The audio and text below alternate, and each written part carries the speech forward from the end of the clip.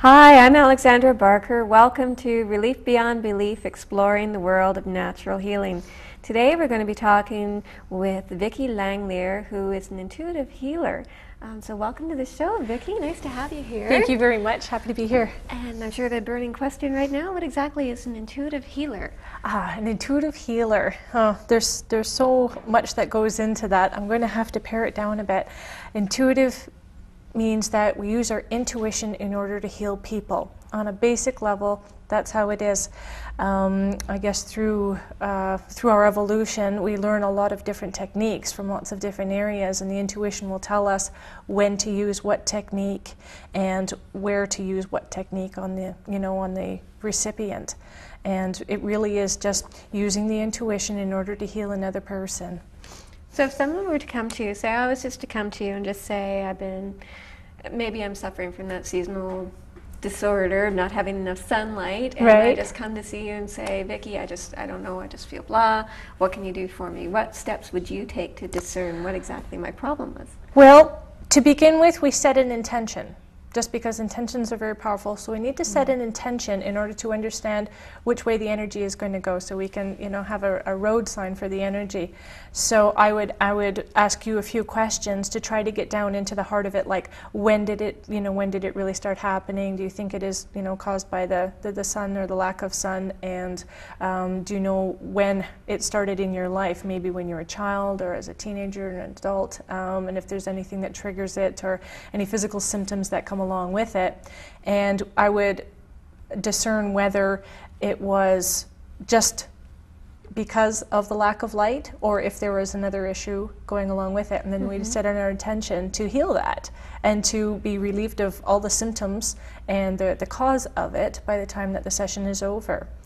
And then we lay down on the table, I work my magic, and by the end we have another discussion on what was experienced throughout and steps to maintain that optimum level of mental and spiritual and physical health.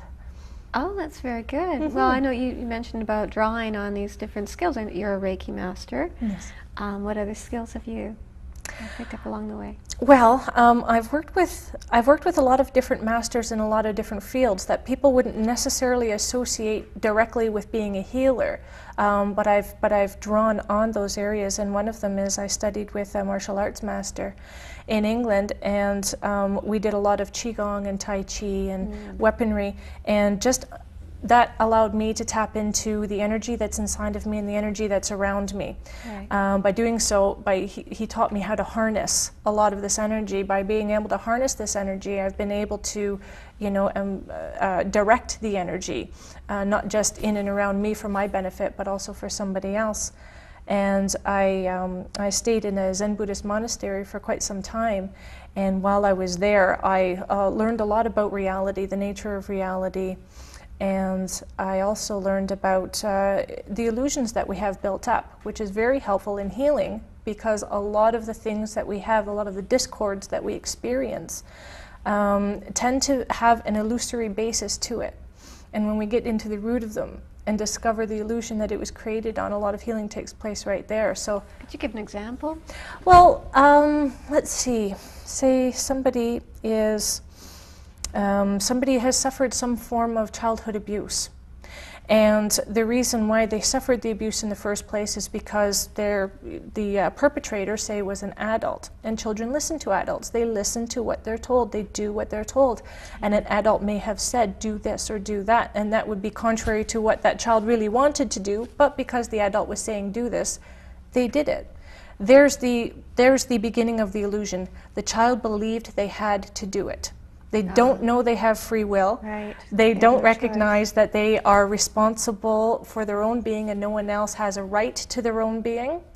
But when they get older, they can see through the illusion of that, through say psychotherapy or psychology or just understanding philosophy or religion or spirituality. They can see the illusion of that, and they can relieve themselves of their pain, because they can say, wait a minute, I never had to do that. I never had to do that. It was never, that was very wrong, and I didn't have to do that. That didn't have to be my reality. And now from here on in, I don't have to do that. I don't have to do what I don't want to do. So does that Very articulate it? empowering. Yes. Yeah, Yes. yeah. So, well, let's just go back a little bit. When did you first become involved in all this, and how did you become drawn to natural healing or intuitive healing? Well, I've always had spiritual experiences surfacing right from when I was 3 was the first one I can actually remember. Really? Mystical experience and spiritual experience has been a part of my whole life. I've never known life without it. And it wasn't until I was 16 that it started occurring to me that other people do not have this ongoing conscious experience. So I began studying. Just to figure out what is it? Why am I so different? I thought I was like everyone else, and suddenly I found out that I wasn't. And why was I so different? And what is this difference that I have? And so I began studying in order to articulate who I was really, and why I felt so different than everyone else. And in studying, I ended up manifesting a lot of. I ended up saying, "Oh, wait a minute, I can do that. Oh, it's called Reiki. Oh, I can do that. Oh, it's called meditation. I've been doing it all my life, and I didn't know I was doing it." So there was no point that it began. There was no real interest. It's always been that way, and it wasn't, when I was 16 I started studying, and it was just ongoing from there. I spent the next 10, 15 years just studying, exploring, trying to make sense of all of this until, I could finally just be professional with it, until I had firm enough grasp on it that I could just be professional with it. And how long, you have a shop right here in Belleville. Yes, I do. And at Studio... At Studio 237. Right yes. in downtown Belleville. So, Yes. And how long have you been maintaining practice there? Is this just a new development? Yes, I've only been there for a few months. September, I opened the shop in September. And it is doing remarkably well. It's gone a little bit beyond my expectations, so I'm very happy about that. But then again, that's a reflection that the society here in Belleville, this community, is really ready for this type of work. I've been doing this professionally also as working at a couple of spas, some of the premier spas in the area. About a year ago, I decided, I should probably step up and start making this a more professional, because I'd been doing healing for a very long time, but never on a professional level, just when I was called to do it. So coming up now and opening up the shop here, it's really, really working well. Oh, good. And that's such a rewarding way to make a living too, by helping other people. That's just... It is. Wonderful. It is seeing them jumping up off the table and whoa!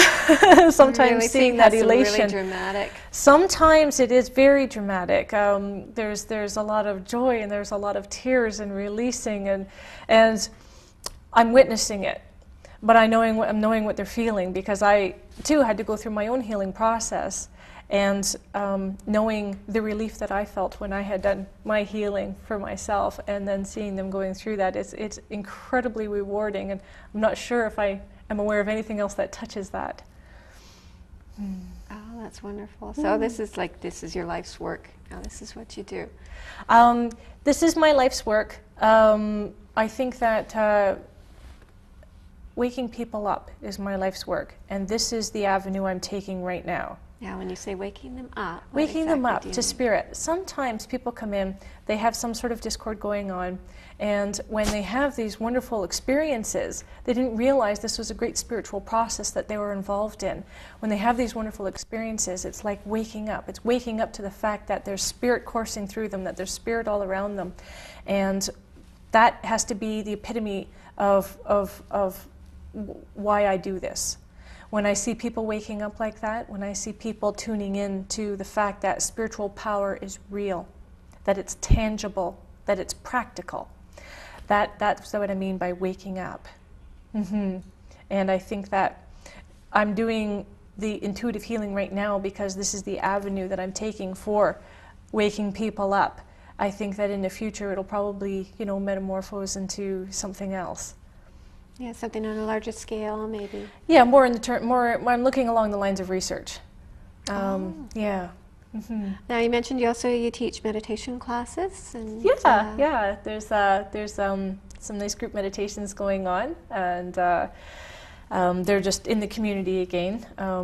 There's not too much advertising for it though, because there's just sort of immediate little groups that say, "Can you do this now?" And there's no time for advertising, but that's working out very nicely. And again, there's another avenue of waking people up to becoming more conscious. If they're choosing to do meditation, they're usually conscious of spiritual energy, and doing the meditations just intensifies that energy, brings it closer to consciousness, and articulates it. So. Now, what words of advice would you have for, say, our viewers who are thinking, well, I think I'd like to wake up. I'd like to use some of this power that's all around us and coursing through our veins. So any words of advice how they could access that? Well, every individual has their place they're going to be drawn to. For some people, it's going to be meditation. They'll want to study meditation. So first thing, read up on it. Or look around. Fate has a wonderful way of, when we ask for something, it comes to us. And so if we say, I would like to do some meditation, then you're more aware of it. And as you're looking around, you'll see posters for it. And you'll see some kind of advertisement and whatnot, and the intuition will jump in and say, this could be a good way. Or another angle, sometimes people are afraid of spirituality, and what a lot of people don't realize is that the virtues like being honest and being open-minded, or being patient, these virtues are wonderful gateways towards higher consciousness, towards spiritual consciousness, because what they do is relieve us of our karma. When we are really practicing good, and I don't mean like being a do-gooder, I mean honestly practicing good and honestly practicing to be the best human being that we can be, not dishing out any kind of negativity to anybody, or if we do, recognizing that we have, and making amends for it if it's possible. That's sort of a gateway towards spirituality, because we automatically start understanding spiritual power, spiritual insight starts coming to us when we are relieving ourselves of negativity, of negative energy, because that's what those lack of virtues are, essentially manifestations of negative energy. So by releasing ourselves of this negative energy, practicing virtue is positive energy is spiritual energy, and we can't help but gain those insights. Well, do you think, you mentioned you think people are afraid of spirituality, you think just because they're not quite sure exactly what it is, or equate it to religion, possibly? There's lots of different reasons why spirituality has a bad rap. There's a lot of charlatans out there. There's a lot of spiritualists out there who are using gimmicks and whatnot to make everything seem better than what it is. And it's just... spirituality has gotten a really bad rap from religion as well, so it's a matter of... Hi, you're watching Relief Beyond Belief. We're here with intuitive healer Vicki Langelier, and we were just talking about how she uses her intuition and her many skills to heal people. And you have a lovely motto that's up on your office wall. It's one river has many streams, and I just love the way that sounds, and I just like, maybe you can just elaborate a little bit and explain exactly what you mean by that. Certainly. I had a vision a long time ago when I was really trying to still understand what was going on, and the vision was this great river just sort of flooding up in front of my face, and I could see all these tributary streams flowing into this river, and I could see all the individual streams inside of this river. And that vision really helped me to understand what is spiritual power. And then it helped me to understand what is society or community, and then what is a human being. And I could see how so much experience comes together and solidifies into one, a vein of knowledge, or how all the individuals in a society will come together to make one society, one community. And I can see, when I had that vision, it showed me that there are so many different levels to this concept of duality and unity, or the many and the one. It helped me to articulate the concept that the microcosm is the macrocosm, and the macrocosm is the microcosm. We're all connected. Exactly, that we are all connected. being able to be individual and unified at the same time. And the more that I meditate on that line, on that phrase, one river is many streams, the deeper it goes, the more levels there are to it. And I think there's no ceiling to it. Meditating on that one concept alone has really helped me to understand a lot about reality and just the nature of human beings and the divine. Wow. And you were talking about, you wanted to mention about how integration and how you use that to heal people. Right. Or actually, they're healing themselves. You're They facilitating are. that And you know what? healing. Actually, that's a really important point to bring up, is that because each of us are responsible for our own beingness here on earth, then we are also responsible for our own healing, which is the reason why we set the intention at the beginning. I don't tell them what they need healed. They tell me what they need healed, because it's them taking responsibility. It's their energy, it's their experiences, it's their life that they're trying to alter. It's them, I'm only there to assist. And that was actually a very good point to bring up.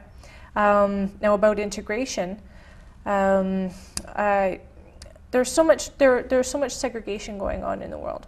And there's so much segregation going on an individual level. With people, there's discrimination, whether it's outright, towards race or religion, or any sort of belief structures, or if it's down to the fact that we just don't like somebody because they've done this or they've done that, on a petty, mundane level. And I think that the concept of integration is very important in healing those kind of rifts that we have with the world around us. And by learning, if there is something that we have a problem with, there's something that we don't understand, by learning about it instead of just judging it and pushing it away, by learning about it, we can see how it has its place in the whole. And I think that concept works on every level, where there has to do with spirituality and religion, where people are segregating because the different religions and their lack of common ground, but also on the individual level. The other thing about integration is understanding that healing takes place as a result of integration. We tend to think that because we have a psychological problem, we have to go to a psychologist, and that is complete in and of itself, and that no other factors take place, no other factors work towards healing that psychological aspect. And I think that something that's very important for us to realize is that there are five aspects to us. There's the physical, the mental, the emotional, the psychic, and the spiritual. And what takes place, a rift that takes place on one level, is going to manifest in another level, because we are just one being. We are only one being, 5 different aspects, but one being, and what happens in one area is going to show up in another area. So the idea of integration is to recognize that psychological healing cannot take place only through psychology, and that other factors are going to come into play, like healthy eating and exercise, to make sure that your chemicals are in balance. So it makes it easier to do the more difficult emotional work, and then stepping into doing emotional work, and then understanding how spirituality, plays inside of our overall health. So integration from that point of view, on the individual level, I think is also an important thing for everyone to understand.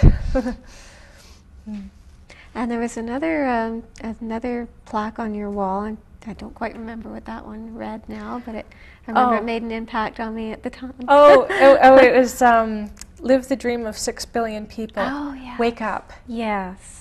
Yeah. Very powerful. And the reason why I put that on the wall is my own personal belief is that each and every one of us has that divine spark within us. And that divine spark is our unifying quality. And that every single one of us in some way wants to know that we are divine, that we are not the petty little creatures that others have made us out to be, or that we believe that we are. I think that on some level everyone wants to believe in that divinity that is within them. I think you're right, and then everything is possible. Anything is possible when you realize that we are eternal and infinite and divine. Yes, Exactly. yes, Yeah. yes, absolutely. And everything is possible when we recognize that divinity in us, because it's unending power, complete, and it is a positive power. It is a good power. It is not a negative power that takes place on the lower levels of the mind, that there's no place for it in that divine mind. So, yes, the idea of waking up, the idea of waking up, live the dream of 6 billion people, wake up. All 6 billion people, every single one of us has that dream to wake up. Some of us it's conscious, and some of us it isn't conscious. But I believe every single one of us has that magnetism, that pull towards waking up, towards coming into conscious contact with that divine spark that's inside. So the plaque, the quotation is right across from the table, the massage table. And so when people have finished having the hands-on part of the treatment and they open their eyes and they sit up, there it is right there. They're in that state of mind, they're relaxed, they're elated, they're feeling light, and there's this thing, live the dream of 6 billion people, do that thing that everybody really, really, really wants. Be divine, just wake up right now, just be here. And it's nice to see the reaction that I get from people. It's lovely. It makes just another lovely dream of just, living in peace and no war anywhere on our planet, which would be lovely. Yeah. And it often takes a health crisis, doesn't it, to bring people to the point where they do wake up. Well, what's that old saying? You need a good war to bring people together. And in this case, it's a disaster. You need a disaster to really bring people together. I think the last time I saw anything on it, there was $4 billion of aid, just from organizations and individuals and the public just come together. $4 billion come together in a matter of a week. Yeah, just like that. $4 billion just wonderful. appear, and everyone rushing to help. Everybody just rushing to help. It's restores faith in humankind. Shows there is evidence that divine spark is in there. And look, here it comes to the surface. In the form of generosity and compassion. Yeah. Mm-hmm. And it's just another way of knowing too that you can deal with disasters, or even on a smaller scale in your own life, and turn it around and use it as a tool to help you wake up. And that's true. Yeah. A lot of people don't know their own strength until they're faced with a crisis, or they're faced with a disaster of some way. Seeing the live footage on TV, and the people being interviewed, women there with a couple of children, they've lost half their children, their husband, and their house. There's no way to work. What sort of a future? I mean, a lot of us, we have a disaster happen, or we have a crisis happen. It happens in the moment, and then we have to do our healing from it. When I look at that, there's no, social assistance or anything like that. Where could they possibly go? And it takes the whole world to say, well, you know what? We'll help. We'll help. Because that's the way it is. That comes naturally. That generosity comes naturally, because I think on some level we recognize we all have to help each other. We're all in this together. We really are. And it doesn't matter what side of the fence we're on. We're all in this together. If one is suffering, the other one, steps up.